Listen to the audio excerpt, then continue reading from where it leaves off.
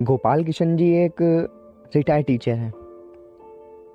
सुबह 10 बजे तक ये एकदम स्वस्थ लग रहे थे, पर शाम के 7 बजते बजते तेज बुखार के साथ साथ उनमें वे सारे लक्षण दिखाई देने लगे जो एक कोरोना पॉजिटिव मरीज के अंदर दिखाई देते हैं। अब परिवार के सदस्यों में चेहरे पर खौफ साफ साफ दिखाई पड़ रहा था। उनकी चारपाई घर के एक पुराने बड़े से बाहरी कमरे में अब डाल दी गई थी, जिसमें इनके पालतू कुत्ते मार्शल का बसेरा है। गोपाल किशन जी कुछ साल पहले एक छोटा सा घायल पिल्ला सड़क से उठा कर लाए थे और अपने बच्चे की तरह पाल कर उसको नाम दिया था मार्शल। अब इस कमरे में गोपाल किशन जी, उनकी चारपाई और उनका प्यारा मार्शल है। अब दोनों बेटे बहुओं ने दूरी बना ली और बच्चों को भी पास ना जाने के निर्देश दे दिए गए। सरकार द्वारा जारी किए गए नंबर पर फोन करके सूचना दे दी गई। अब खबर मोहल्ले भर में फैल चुकी थी, लेकिन मिलने कोई नहीं आया। साड़ी के पल्ले से मुंह लपेटे हुए, हाथ में छड़ी लिए हुए पड़ोस की कोई एक बूढ़ी अम्मा आई और गोपाल किशन जी की पत्नी से बोली, अरे कोई इसके पास दूर से खाना भी छिड़का दो, वे अस्पताल वाले तो इसे भूखे ही ले जाएंगे उठा के। पर अब प्रश्न ये था कि उनको खाना देने के लिए कौन जाए। बहुओं ने खाना अपनी सास को पकड़ा दिया। अब गोपाल किशन जी की पत्नी के हाथ थाली पकड़ते ही कांपने लगे, मानो पैर खूंटे से बांध दिए गए हों।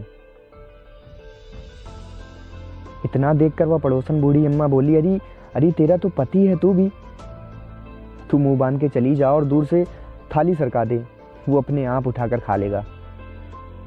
अच्छा, ये सारा वार्तालाप गोपाल किशन जी चुपचाप सुन रहे थे।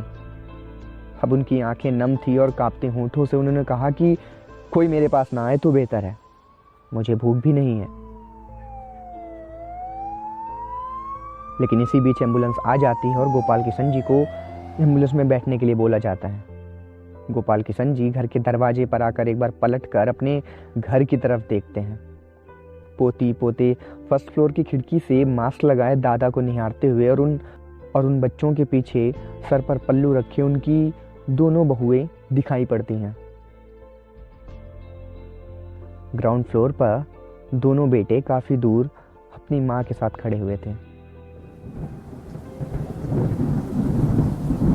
विचारों का तूफान गोपाल किशन जी के अंदर उमड़ रहा था। उनकी पोती ने उनकी तरफ हाथ हिलाते हुए बाय कहा।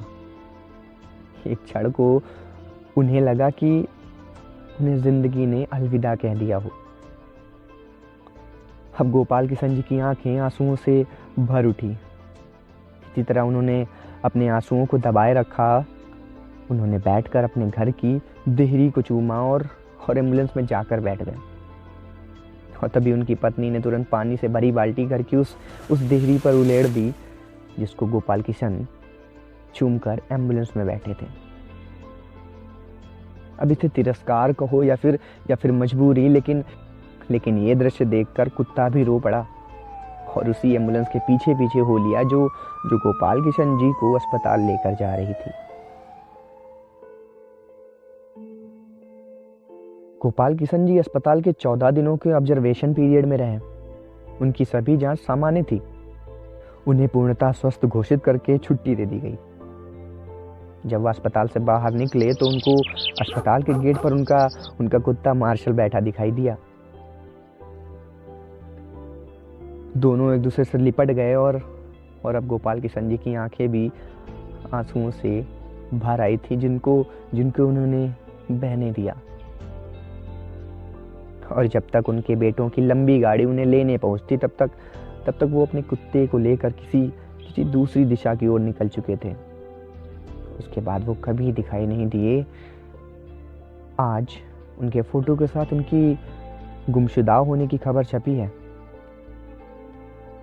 अखबार में लिखा है कि उनकी सूचना देने वालों को 40,000 का इनाम दिया जाएगा। लेकिन वो फिर कभी नहीं मिले।